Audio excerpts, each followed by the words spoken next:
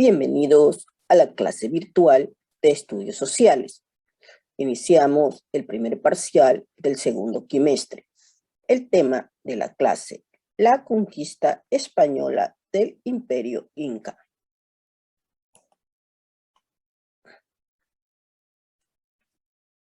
Iniciamos con la llegada de los españoles al continente americano.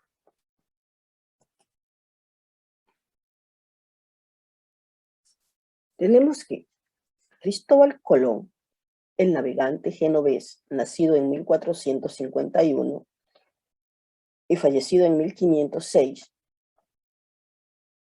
fue quien llegó a América y pensó que había llegado a las Indias Orientales. Cristóbal Colón partió desde el puerto de Palos, en España,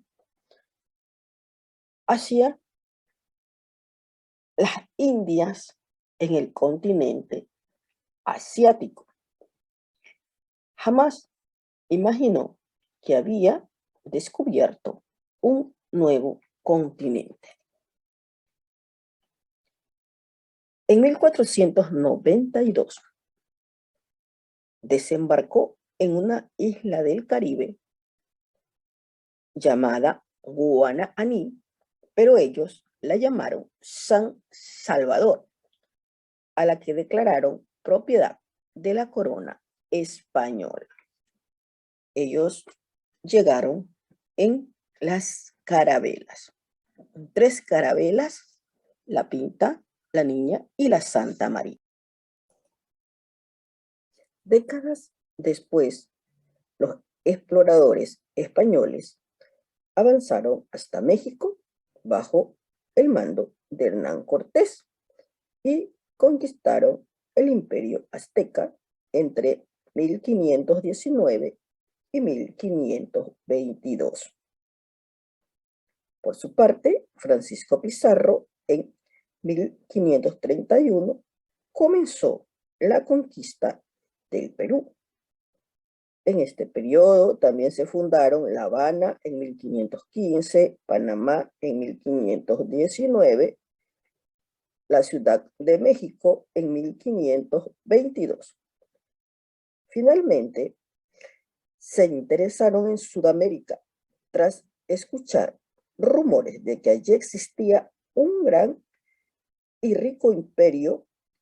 Luego de varias expediciones, comenzaron el proceso de sometimiento del Imperio Inca o Tahuantinsuyo. La parte norte del Tahuantinsuyo era el actual Ecuador, que en ese entonces se conocía como Quito.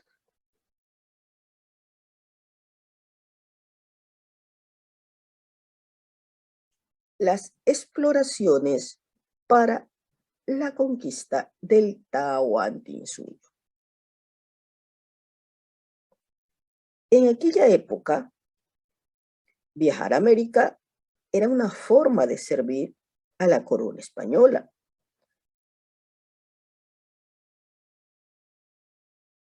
Estas expediciones que se organizaban eran aprobadas por la corona, a la que le interesaba que su gente se estableciera en el nuevo continente. El líder de la expedición podía recibir un título como capitán y tenía el derecho de repartirse la tierra, los objetos valiosos e incluso la gente nativa del lugar que conquistara. La primera expedición española a Sudamérica, a cargo de Francisco Pizarro, salió de Panamá en 1526 para buscar el Imperio Inca. Todos los expedicionarios querían apoderarse del oro inca, del que tanto habían escuchado hablar. Ellos ya sabían que Huáscar y Atahualpa estaban en guerra y el imperio en crisis, por lo que era el momento para atacar. Después de un año de explorar, en 1532 llegaron a la ciudad de Cajamarca, donde se encontraba el Inca Atahualpa.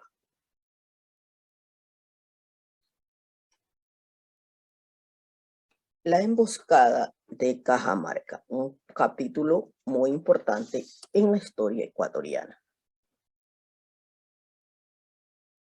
Pizarro invita a conversar a Atahualpa, quien se presentó acompañado de personas importantes de su imperio, como podemos observar en la primera gráfica.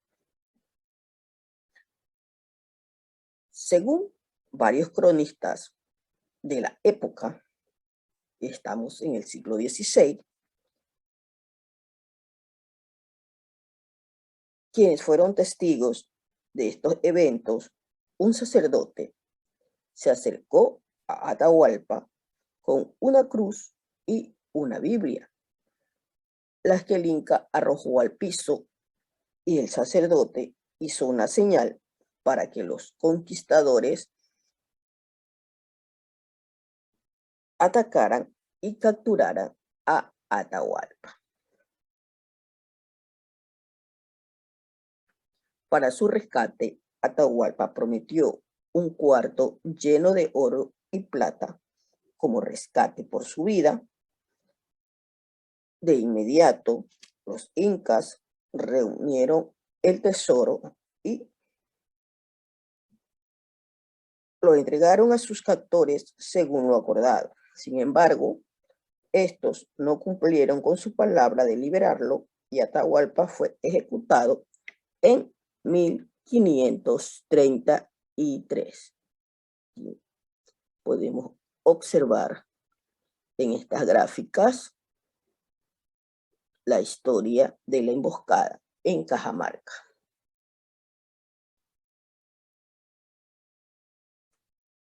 La conquista del Tahuantinsuyo. Antes de la llegada de los españoles, los señoríos étnicos, especialmente aquellos de la sierra, estaban debilitados a causa de las guerras. Esta situación empeoraría a causa de dos aspectos muy importantes: las nuevas enfermedades que vinieron desde Europa, como la viruela y el sarampión, que afectaron a gran parte de la población. Y segundo, los enfrentamientos violentos que también acabaron con la vida de muchísimos indígenas. Los pueblos tenían una desventaja en cuestión de armamento, pues los españoles usaban armas de fuego. Podemos ver las armas que utilizaban nuestros indígenas y las armas que utilizaban los españoles.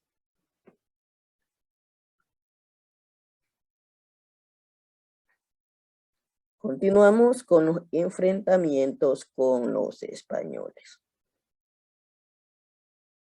Luego de matar a Atahualpa, algunos españoles fueron hacia Quito en busca de el oro. Tal fue el caso de Sebastián de Benalcázar. En su camino hacia el norte se alió con los cañaris. Este pueblo había sufrido los maltratos y la violencia de parte de los ejércitos de Atahualpa, por lo que estaban dispuestos a apoyar a los nuevos conquistadores. También hubo pueblos que no mostraron resistencia y los recibieron de forma amistosa. Según los historiadores, los españoles avanzaron hacia Quito y se encontraron con tropas integradas por los mitimaes, quienes estaban dirigidos por el Inca Rumiñahui, los que ofrecieron gran resistencia. Estos grupos se enfrentaron durante un largo periodo en el cual los españoles negociarían alianzas con los indígenas para formar ejércitos más fuertes.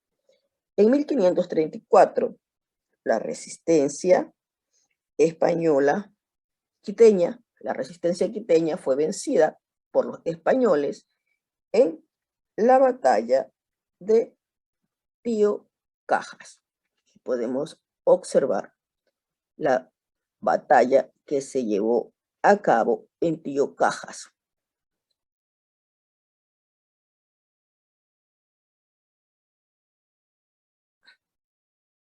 Y ahora, el siguiente tema que tendremos para analizar son las narraciones históricas del Ecuador. La historia estudia el pasado a partir de la evidencia y de los datos que hay sobre este. Para estudiar el pasado, la historia se basa en el análisis de documentos, de crónicas, de fotografías, de registros, de cartas, etc. Los investigadores, después de revisar varios documentos, plantean las explicaciones y las teorías sobre eventos de la historia. Pero mientras no las comprueben, no se consideran como verdaderas. Tenemos una crónica, mito del origen del pueblo de Quito. La crónica fue escrita por Giovanni Anello Oliva, un sacerdote jesuita italiano. Nos dice que después del diluvio general que hubo en el mundo, a esta tierra la llamaron Pachacuti. Los indios se instalaron en los territorios y provincias de Perú. Los primeros pobladores fueron Azumpa, que los españoles lo llamaron Punta de Santa Elena. El principal fue un cacique llamado Tumbe, quien tuvo 2 hijos varones, Quitumbe y Otoya. Quitumbe, el mayor, salió con la gente a descubrir tierras y pobló tumbes en memoria de su padre. Quitumbe estuvo casado con Gira. De Guayanay, su hijo, descienden los reyes incas del Perú. Quitumbe supo la llegada de unos gigantes y temeroso de ellos decidió cortarles el cuerpo y mandó a construir unas canoas y subió con su gente. Al segundo día descubrieron una isla, la isla Puná, y entre otras semillas hallaron el maíz, pero al ver que era tierra seca, se mudó a la Sierra de Quito, donde pobló otro pueblo de su nombre. Es el mito del origen del pueblo de Quito.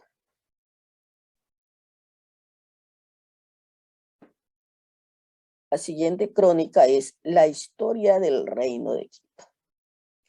Según el historiador Juan de Velasco, Quito fue fundado por el pueblo Cara, que venía de la costa.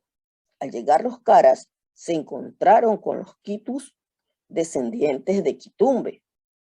Este era un pueblo débil que fue fácilmente conquistado. Recordemos, Quito era la capital de un gran estado o reino que tenían su propia religión y su sistema de escritura. La dinastía de los Xiris.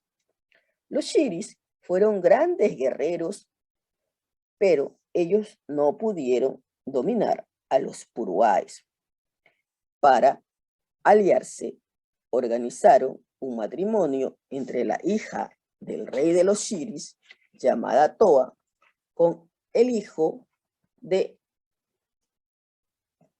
rey de los Puruá, Du Chisela.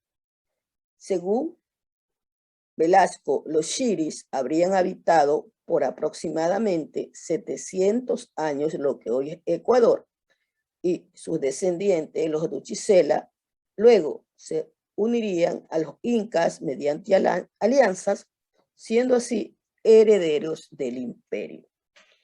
Pero hay cuestionamientos a esta historia.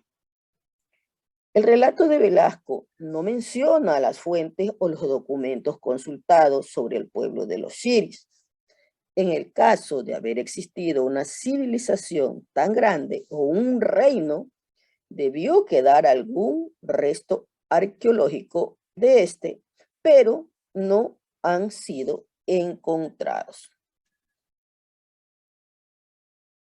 Y continuamos con las teorías sobre la cultura Valdivia. Estas teorías se originan en 1960, cuando aún no se tenía mayor información sobre la cultura Valdivia. En ese entonces, los investigadores norteamericanos Betty Meyer y Clifford Evans, junto al guayaquileño Emilio Estrada, analizaron la cerámica de Valdivia. Ellos pensaron que debido a su antigüedad y a la forma de sus artefactos, que no eran comunes a otras cerámicas de otras culturas cercanas, probablemente estas provenían de otro lugar. Mediante estudios encuentran en Japón una cultura llamada Jomon, con una cerámica muy parecida a la de Valdivia. Entonces propusieron que sus navegantes salieron a pescar y debido al viento y a las corrientes, perdieron su rumbo. Y de pronto se habrían encontrado mar adentro y luego recorrieron todo el Océano Pacífico hasta llegar a las costas ecuatorianas y enseñar a los valdivianos a realizar tan particular cerámica. Podemos observar las cerámicas de Valdivia y las cerámicas de Jomo, con sus particularidades, similitudes.